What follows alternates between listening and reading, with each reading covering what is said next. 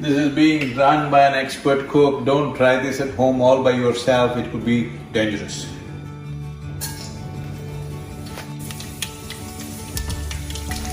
These are not crackers for Diwali, this is just Indian cooking.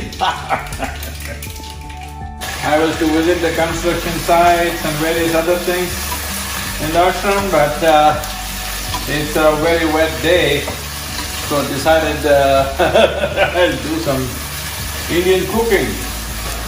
Looking at the quantity, don't think I'm going to eat all this. Having a few guests at home today. It's a rainy day, so all we can do is eat and talk. So I thought I'll treat them, surprise them a bit with some amount of cooking. This is the kind of cooking which needs your involvement every moment. It's not something that you can set it up and forget about it. That is why it has the power to enslave you through your tongue. Well, once they eat my cooking, they will be in love with me for sure. Well, this is my own unique masala. Sorry, I can't give you the taste through the video. Here we are, making some nice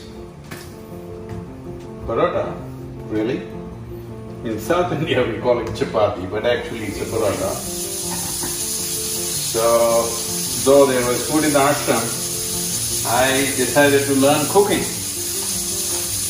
I've never really entered kitchen and learned anything before that.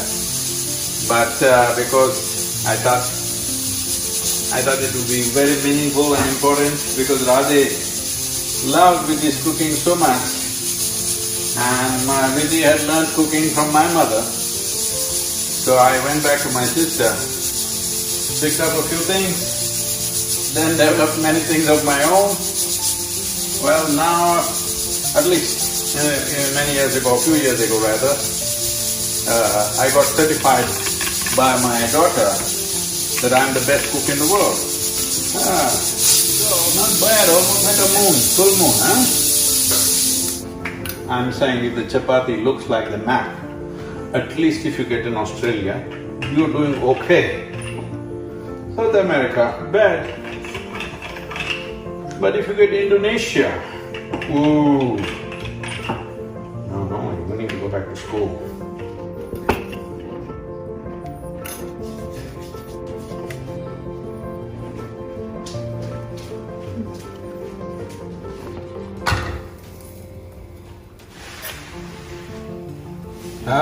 See my parota is puffing up like a puri,